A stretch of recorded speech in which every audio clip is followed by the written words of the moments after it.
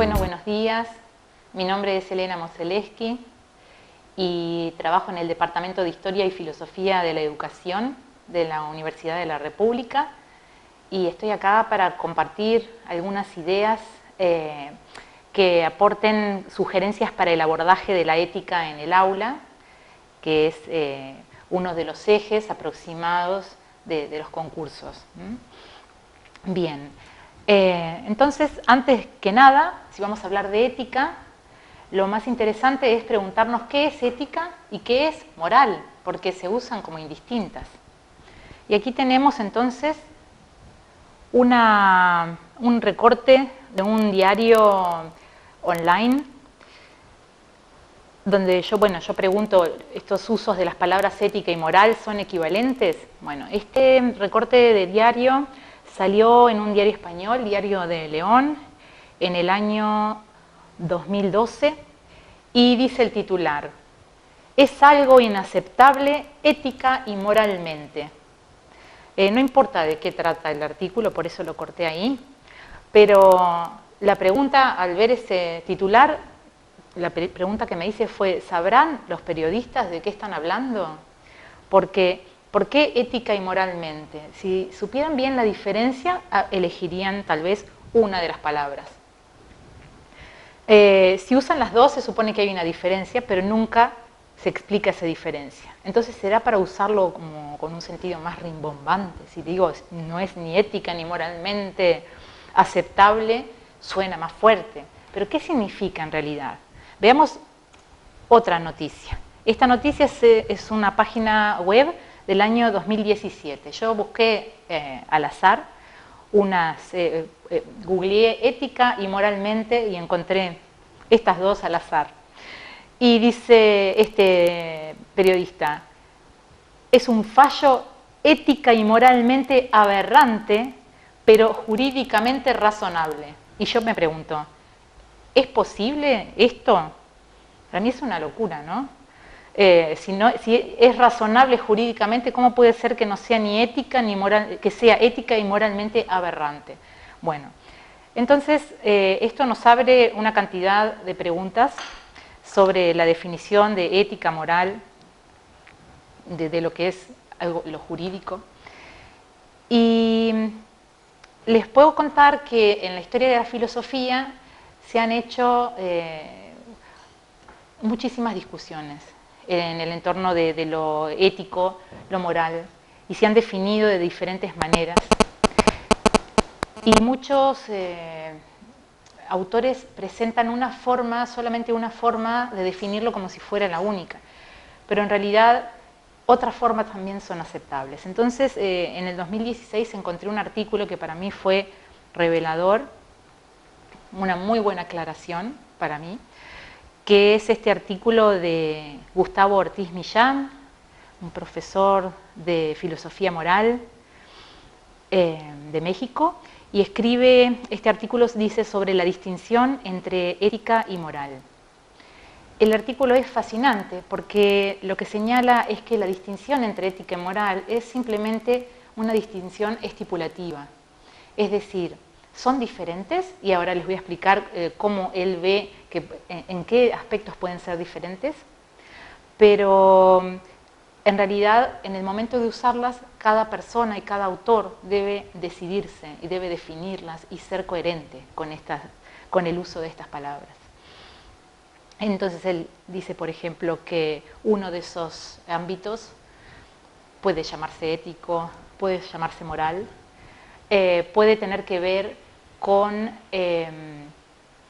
el ámbito de las normas que provienen de fuera del individuo, es decir, las que están impuestas por la comunidad a la que pertenece.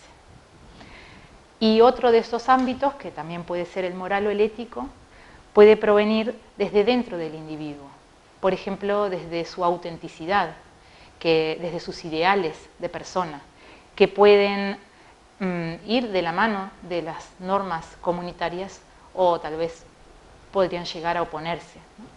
Estas normas que provienen desde dentro.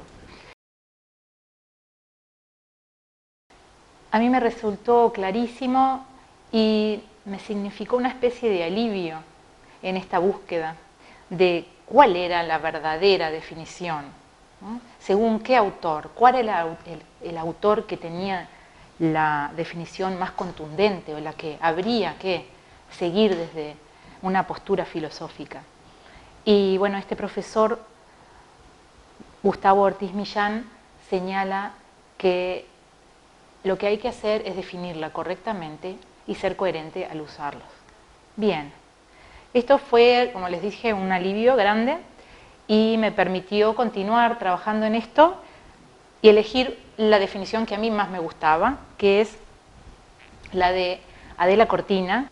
Adela Cortina, tal vez la conocen, ella tiene muchísimas publicaciones sobre ética, es una profesora de la Universidad de Valencia y ella define ética y moral de la siguiente manera, como tengo en esta diapositiva, ¿no? Empecemos por la parte de la ética, que tal vez es la más sencilla de comprender.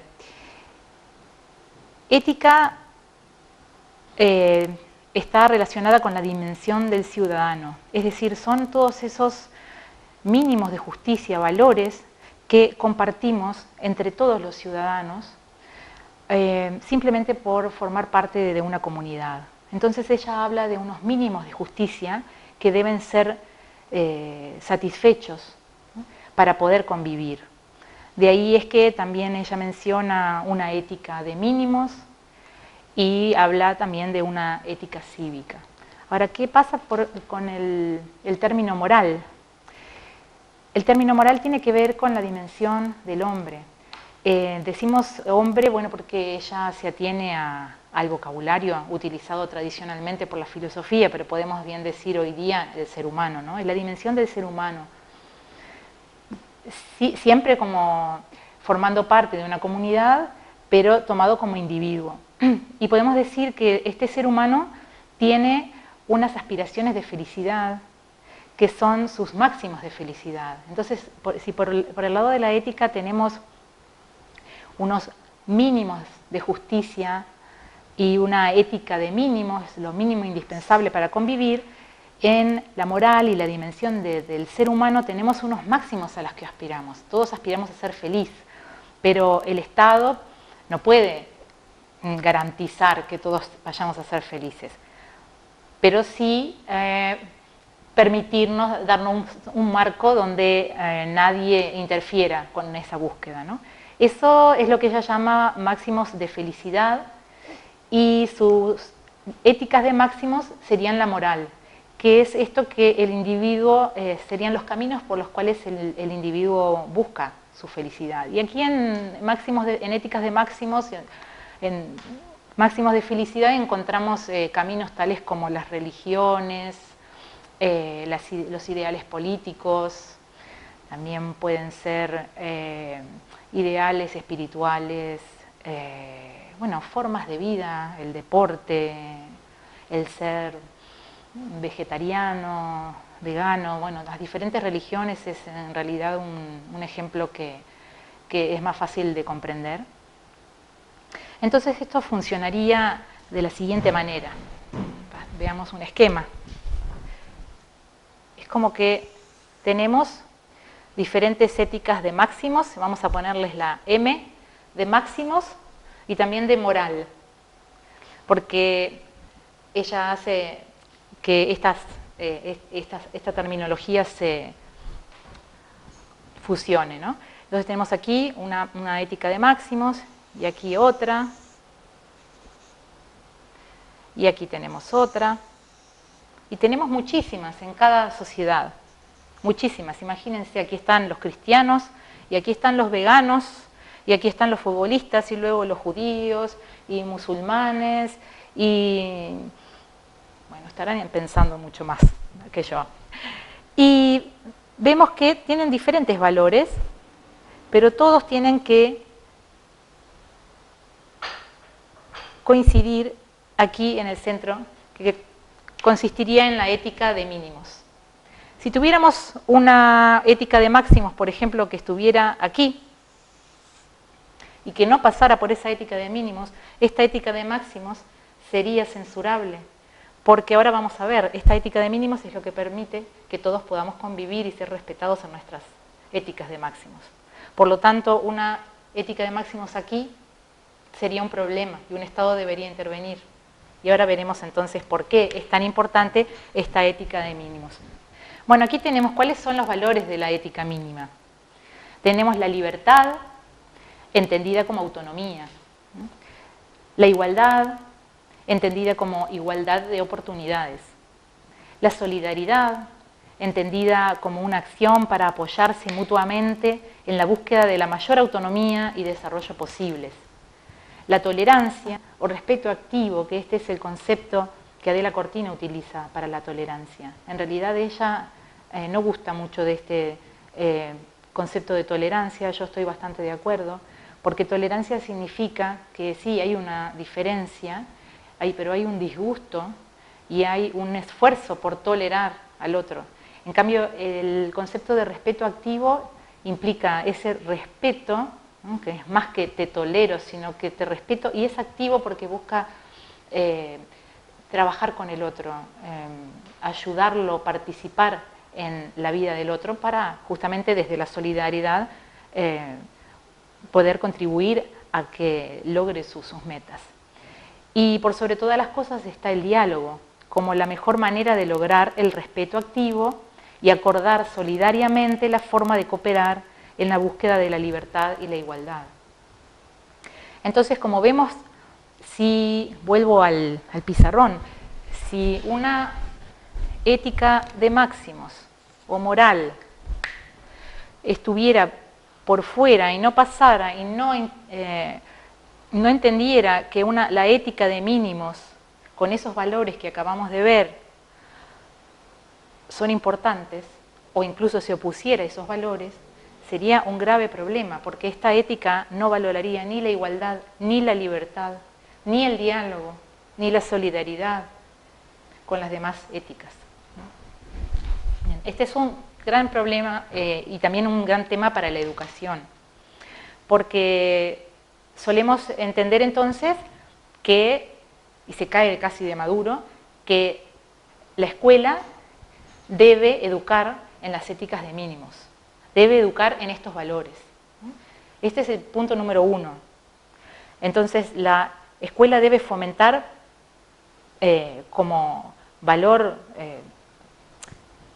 como valores, ¿no?, más importantes, la libertad, la igualdad, la solidaridad y el respeto activo. Pero sobre todo, la escuela debe fomentar, es la manera de lograr estos valores, y que es el diálogo.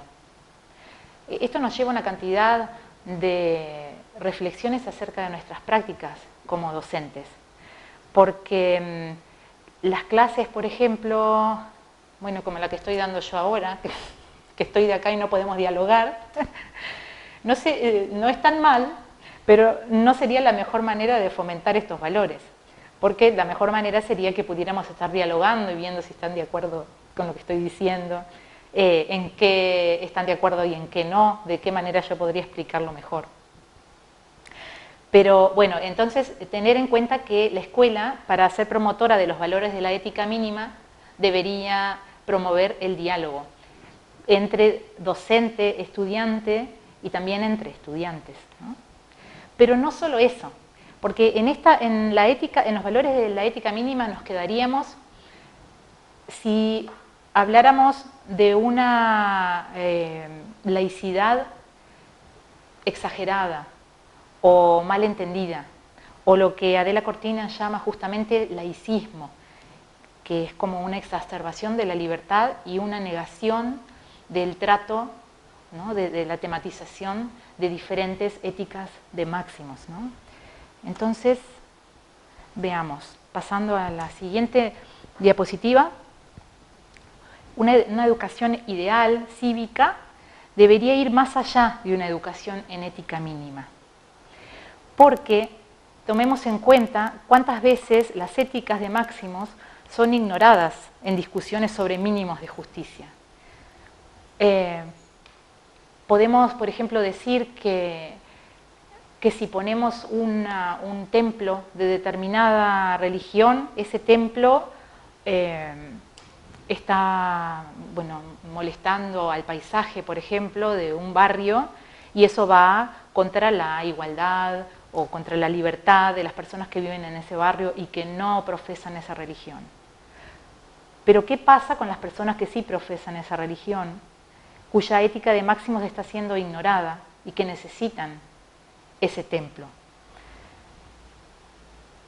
Si bien no es una respuesta fácil, no es que hay que poner todos los templos que se quiera y tomar todas las decisiones que quieran, las diferentes éticas de máximos, el ignorar y decir que en nombre de la libertad de algunos se debe prohibir la expresión de otros, y es una expresión además que no necesariamente pasa por alto los valores de la ética de mínimos, hacer esto es ir en contra de su igualdad, ir en contra de la solidaridad, del diálogo, de todo esto que hemos dicho, que son los valores de la ética de mínimos. Por lo tanto, tenemos una tensión ahí, una especie de dilema, ¿no? Entonces, la filósofa norteamericana Martha Nussbaum, en su libro La nueva intolerancia religiosa de 2013, al final voy a mostrarles, les dejo toda la bibliografía, ¿sí?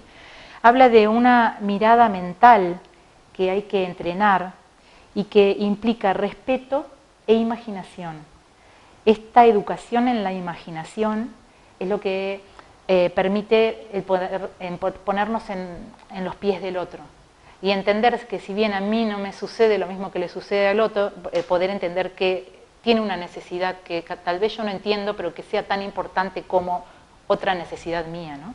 Y esto es confluyente con Adela Cortina y su respeto activo que decíamos recién, que ese respeto no es tolerancia, sino es como una participación, un interés en entender qué le sucede al otro, ¿no? Entonces es necesario educar esa mirada, y aquí está otro punto muy importante para la educación.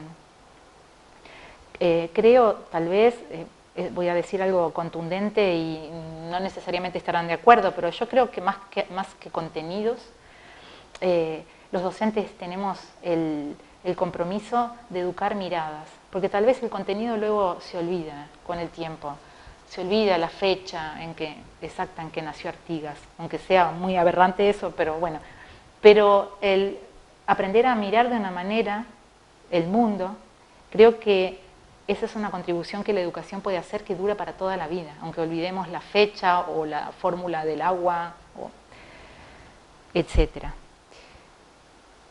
Bueno, veamos aquí un ejemplo en la siguiente diapositiva que tiene que ver con un desconocimiento de las éticas de máximos.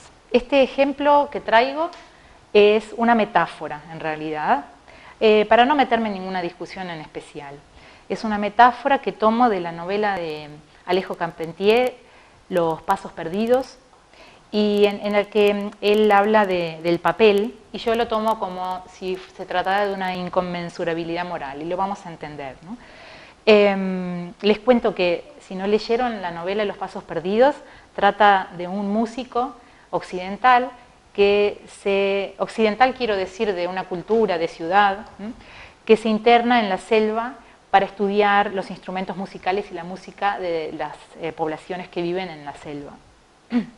Y bueno, él busca componer y necesita papel, pero está viviendo en una aldea en el medio de la selva donde el papel es muy escaso, y es ahí donde se da cuenta. Siempre va a pedirle papel a una especie de oficial del Estado que vive cerca y que es una especie de policía que controla y que usa mucho el papel para lo administrativo. Entonces el personaje, está contada en primera persona esta novela, y este personaje dice que al ir a hablar con este oficial me preguntó si me los tragaba, es decir, a los papeles, ¿no? Le expliqué por qué necesitaba más papel. Te doy el último, me dijo, de mal humor, explicándome luego que esas libretas se destinaban a levantar actas, consignar acuerdos, tomar apuntes de utilidad, y en modo alguno podían despilfarrarse en músicas. Para calmar mi despecho, me ofrece la guitarra de su hijo Marcos. Según veo, no establece relación alguna entre el hecho de componer y la necesidad de escribir. Aquí vemos una inconmensurabilidad que podemos llegar a entender de alguna manera como una inconmensurabilidad moral, si bien no estamos hablando de algo moral, sí estamos hablando de algo que le provoca felicidad, que es la meta de la vida del personaje principal. Y sin embargo, el no entender y creer que con una guitarra él puede perfectamente componer y decirle que las libretas son para cosas más importantes, es ignorar y pasar por alto lo que es importante para esta persona, que no daña de ninguna manera una ética de mínimos, y sin embargo se está violando de esa manera su igualdad al ser tratado su plan de vida, ¿no? Como algo valioso. Bueno, y estamos ignorando su condición de igual, la solidaridad, su libertad, ¿no? De poder hacer esto que él considera valioso, ¿no? Y también está el personaje de Rosario, una mujer que vive en la aldea, y el personaje nos cuenta: Rosario me pregunta a quién estoy escribiendo cartas, puesto que aquí no hay correo, porque el único uso que esa aldea considera para el papel es escribir cartas o documentos, como decía el oficial.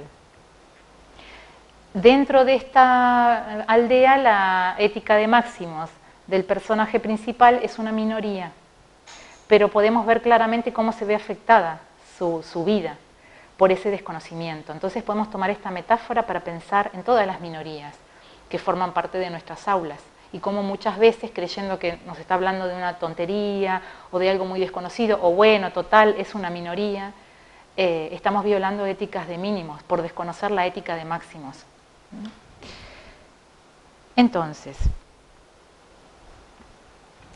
simplemente para cerrar esta parte de la presentación con una cita de Dewey en Democracia y Educación, muy bien conocido. Él dice: el maestro al enseñar no solo educa a individuos, sino que contribuye a formar una vida social justa, a través de un método de comunicación, de tolerancia, de apertura mental, de disponibilidad de comprender las ideas ajenas sin imponer las propias.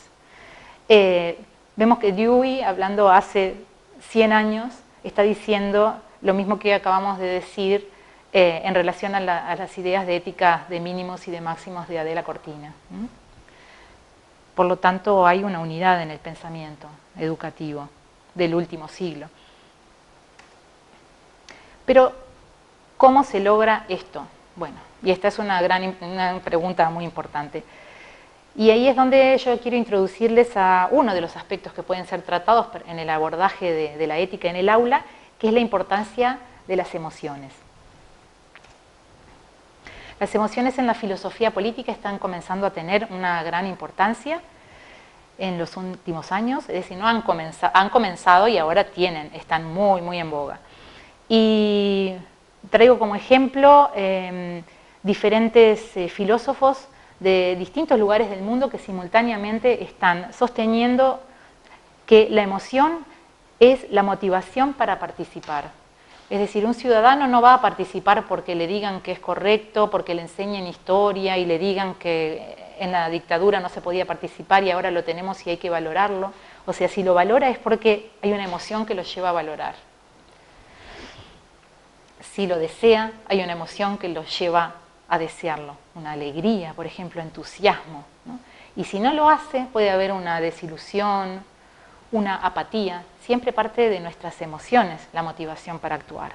Y aquí tenemos a personas como filósofos, ¿no? Como Martha Nussbaum, que ya la mencioné, de la Universidad de Chicago, Axel Honneth, de la Universidad de Frankfurt, Adela Cortina, también mencionada, de la Universidad de Valencia, y de nuestro país, Gustavo Pereira, de la Universidad de la República, que sostienen de diferentes maneras, en diferentes textos, la importancia de las emociones para la vida política. Y aquí en especial voy a tomar entonces a Martha Nussbaum y voy a contarles que Martha Nussbaum presenta algo súper importante y que para mí ha sido como la revelación justamente desde principios de siglo que la descubrí, como para seguir trabajando en esto, y es que las narraciones son la forma en que las emociones pueden ser educadas.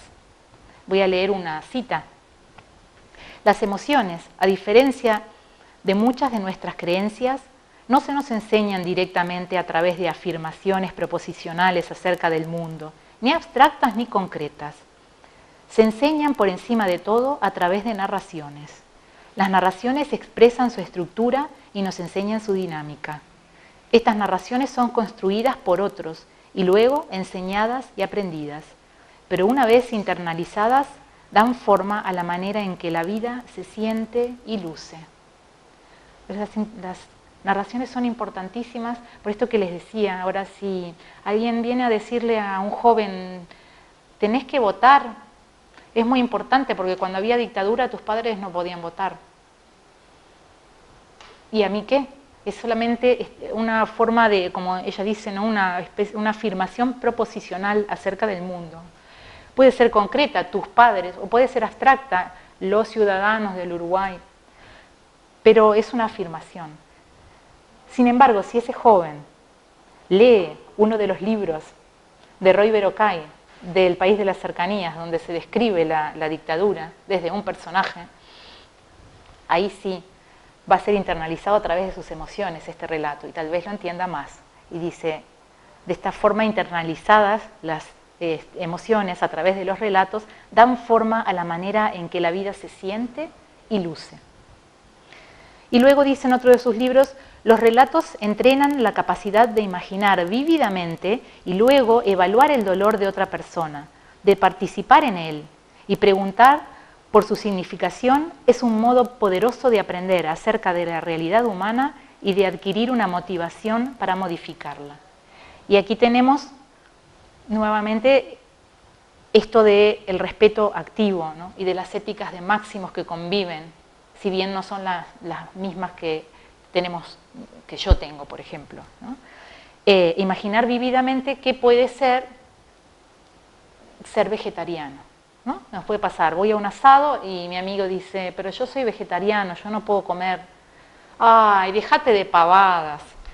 Claro, eso es una forma de desconocer su ética de máximos y por lo tanto violar la ética de mínimos, porque no estoy tomando en cuenta su libertad de elegir y su igualdad, de que su elección es tan importante como la mía, aunque sea una minoría. Entonces, el entrenamiento de la imaginación a través de relatos puede llevar a que yo sienta lo que esta persona siente como importante, aunque no la comparto, pero entiendo. Siento una cierta empatía. Bueno, entonces aquí tenemos la última parte de esta presentación, que es el desafío docente de la selección del texto literario a tratar para la educación ciudadana a través de las narraciones y las emociones para lograr conocer las éticas de máximos y así garantizar la ética de mínimos en una sociedad pluralista, democrática, y las prácticas pedagógicas para abordar esos textos, porque ya sabemos que en la escuela se tratan textos de todo tipo y la escuela está poblada de relatos todos los días. Ahora, ¿cómo los abordamos para esta temática de la ética en especial, ¿no? Bueno, comencemos por la práctica pedagógica.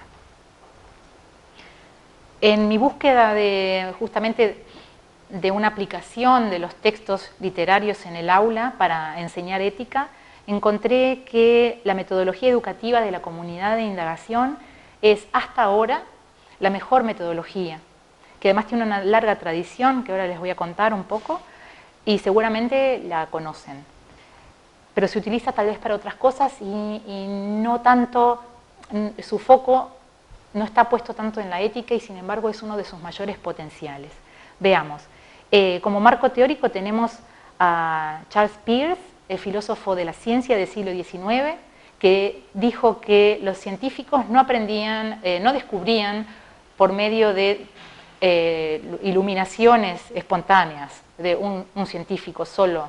Esto del eureka, ¿no? De pronto descubrió algo, dice, eso no funciona así, sino que los científicos van generando conocimiento en comunidades de investigación, donde va circulando el conocimiento y se va construyendo juntos. Luego, a principios del siglo XX, John Dewey toma esa idea y la aplica a la educación, ¿no? Y presenta esto de aprender en comunidad para la democracia y practicando el diálogo entre los estudiantes.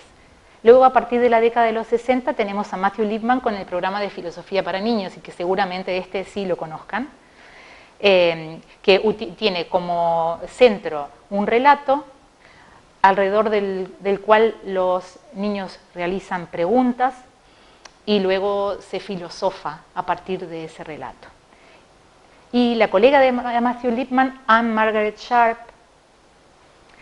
que le agrega a Lipman un aspecto muy importante, y que es la capacidad de esta metodología para educar en las emociones, ¿no?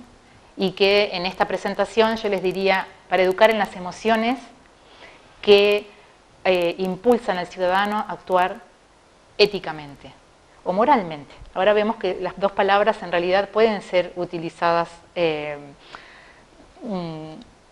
a la vez, simultáneamente, y queriendo decir cosas muy similares,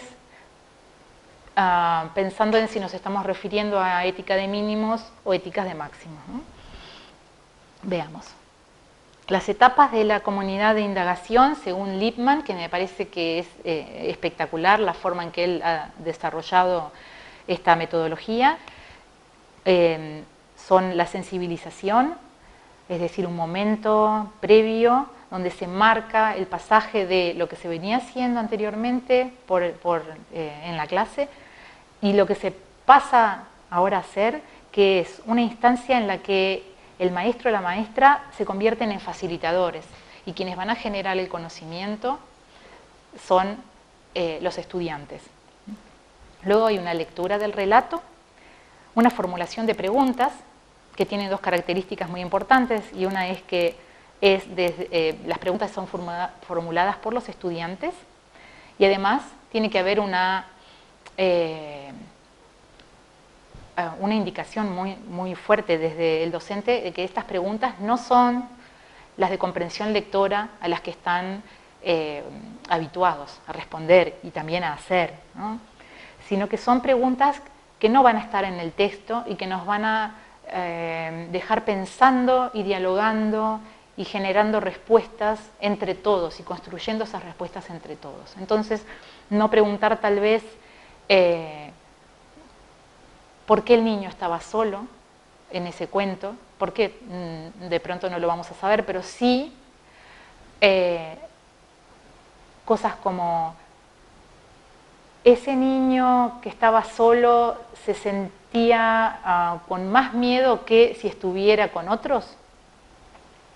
Y esto podría llevarnos a, bueno, ¿sentimos más miedo cuando estamos solos que con otros? ¿Por qué sentimos miedo solos? ¿Y por qué se alivia el miedo con otros? Ese tipo de preguntas que van trascendiendo el texto, ¿no?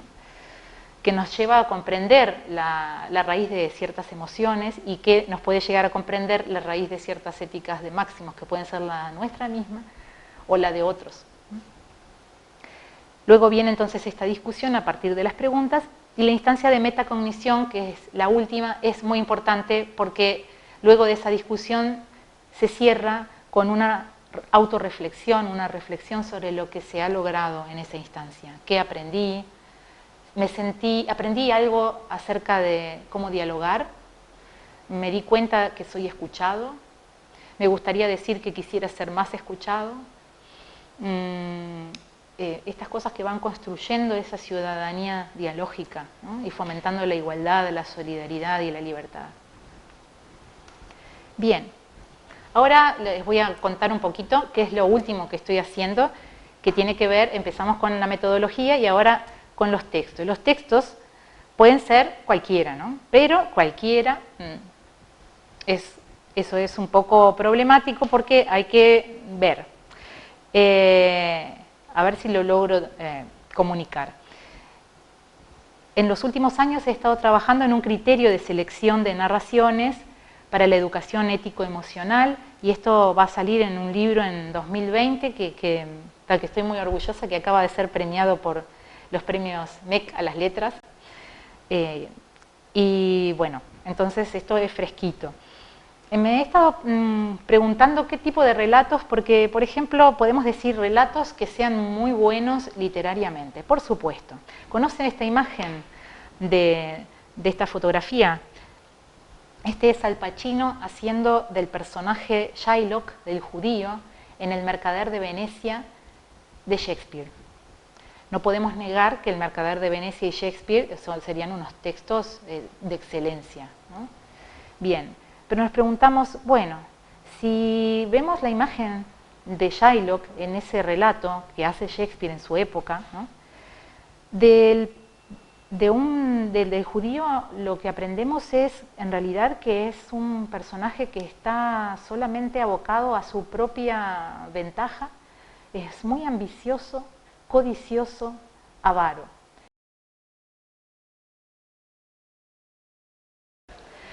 Bueno, si bien había leído El Mercader de Venecia anteriormente, no fue hasta la película en que lo vi al personaje de Shylock, y algo me llamó la atención y me pregunté, wow, pero si yo fuera Shylock, ¿de verdad las únicas motivaciones que tendría serían la avaricia, la ventaja? ¿No habrá algo en la historia de Shylock que lo hace ser así y que no estamos viendo? Entonces la pregunta más importante es, si yo fuera Shylock, ¿cómo me sentiría viéndome representada así por Shakespeare, que es el bardo y el gran literato, y está tomando mi voz para mostrarme así? ¿Qué hace Shakespeare en esa obra por la educación de una ciudadanía? Pues no hace nada bueno, porque nos está enseñando que los judíos son así como los vemos allí, ¿no? Entonces ahí me puse a pensar en otros relatos donde pasaba algo similar, y les voy a mostrar uno que todos conocemos, Caperucita Roja, un clásico. Y también ahí sabemos, aquí tenemos a todos los personajes en este dibujito. Tenemos a Caperucita, que sabemos que es una niña muy tierna, aunque es desobediente, pero es muy tierna, la abuelita, que es buenísima, y el cazador, que finalmente es un héroe porque la salva del lobo. Pero, ¿y la historia del lobo? La historia del lobo es totalmente ignorada, otra vez. Hay una voz ahí que no se escucha, que quien lee o le cuentan esta historia entiende que el lobo es malísimo. Pero del lobo, ¿no podemos pensar que es un animal salvaje que no conoce de éticas ni morales y que simplemente tiene hambre y ve a un ser que puede devorar, y obviamente que va a hacer algo para acercarse y poder devorarlo? Y entonces, de esta manera, si lo viéramos así, podríamos quitarle esa maldad y entender, por lo menos entender. Eso no quiere decir que le digamos a Caperucita que no importa que se acerque al lobo, que es buenísimo. Obviamente que hay que cuidarse del lobo, pero el lobo entonces se ve despojado de esa maldad con la que lo vemos desde el comienzo de los tiempos en que somos receptores de esta historia, ¿no? Y saben que hay una historia del lobo, que la pueden buscar, ahora después las dejo en la bibliografía, que se llama El lobo calumniado. A alguien se le ocurrió contar esta historia desde el punto de vista del lobo, y está muy buena porque es cómica, irónica, que tampoco sería la verdadera historia del lobo porque está muy humanizado.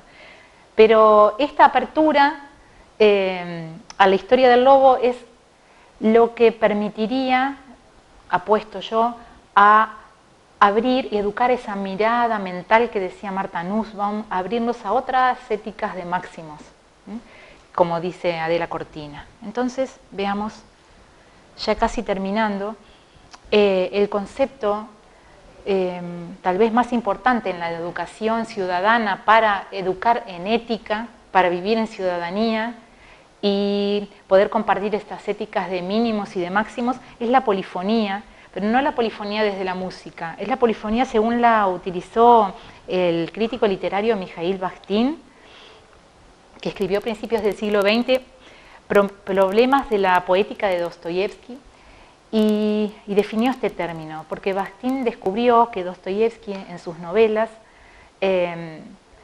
no dejaba oír su propia voz, como la voz de un narrador que estaba a favor de un personaje y en contra de otro. en sus novelas se podían escuchar las voces de los diferentes personajes como si hablaran con su propia voz.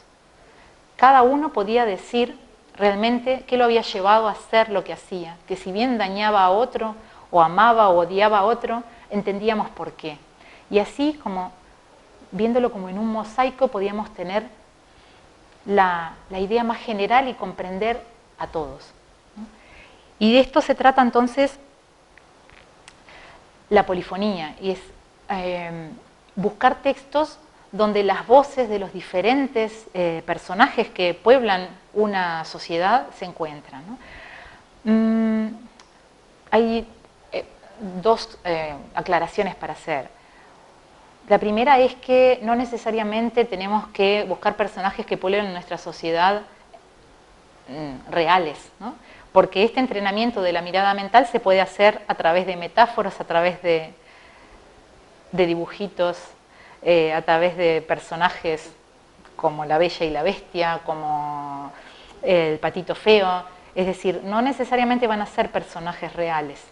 Es un entrenamiento en esta mirada alternativa, de pensar siempre en y la historia del lobo, y la historia de Shylock, y la historia del otro. Esa es una aclaración importante para hacer. La otra es que muy raramente vayamos a encontrar textos que sean polifónicos en sí mismos. Entonces ahí está el desafío docente, de buscar ese tipo de textos que pueden encontrarse en algunos sí. Por ejemplo, para quienes trabajen con adolescentes, tengo en la mente la serie 13 razones, 13 Reasons Why, 13 razones, creo que se llama así en español nada más, y que vemos las diferentes miradas que llevaron las diferentes historias que llevaron a una chica a suicidarse, ¿no?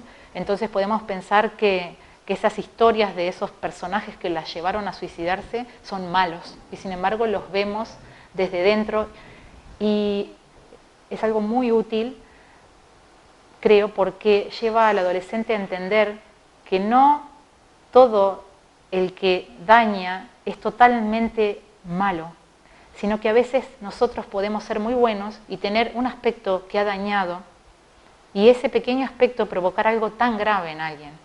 Es súper importante, porque el dejar de un lado a los malos, y de aquel lado a los malos y de este lado a los buenos, puede una forma de vacunarnos contra la maldad. Yo estoy del lado de los buenos, por supuesto. Yo no quiero ser como el lobo. Yo no quiero ser de los malos. Y no lo soy. Pero de pronto yo soy bueno, pero tengo un gesto que daña a alguien, como en esta serie. Bueno, esa es una serie polifónica, por ejemplo, ¿no? Porque cuando hablamos de relatos, hablamos de libros, de cuentos, de teatro, de videos, de películas, poesía, canciones, todo. ¿Qué pasa si no encontramos un texto que sea polifónico? Bueno, Caperucita Roja, tal vez encontremos un texto que lo polifonice, como el cuento del lobo calumniado, y podemos hacerlos dialogar, usando la comunidad de indagación, un día trabajando sobre Caperucita, otro día trabajando del lobo. Otra cosa que se puede hacer también es polifonizar el texto en el aula. No encontramos un texto que dialogue con el primero. Bien, ¿por qué los estudiantes no generan esa polifonía? Tomemos al malo. ¿Cómo será esa historia?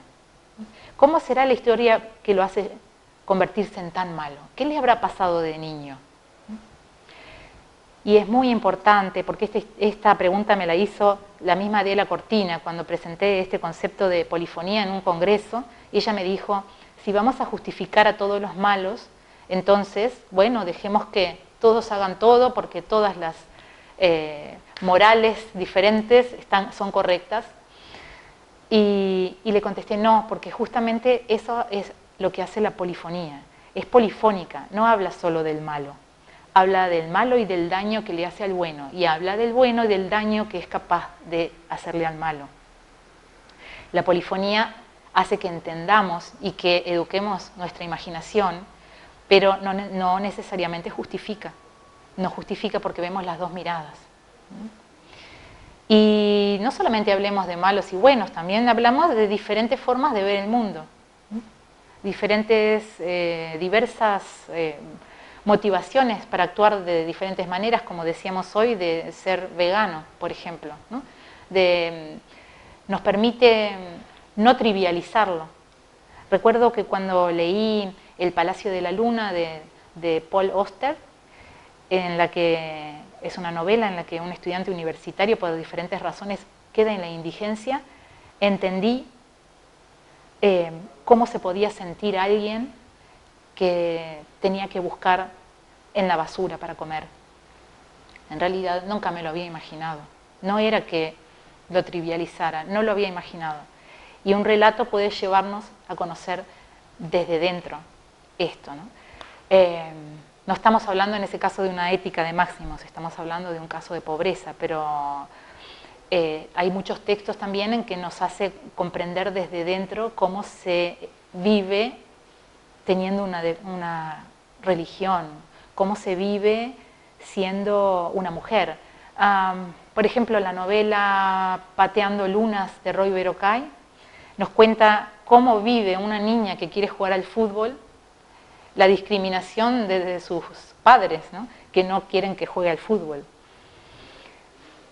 O algo así, la leí hace mucho tiempo, pero recuerdo esa sensación de, bueno, yo no quería jugar al fútbol.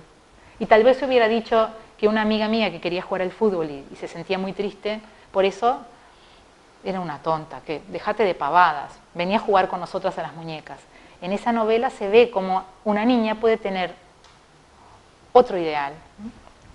Bien, entonces aquí les dejo las referencias bibliográficas por si les interesa buscar más, si necesitan citar, si alguna de estas ideas les parece útil. Y bueno, muchísimas gracias y espero haber sido clara. Bueno, nos vemos en otro momento.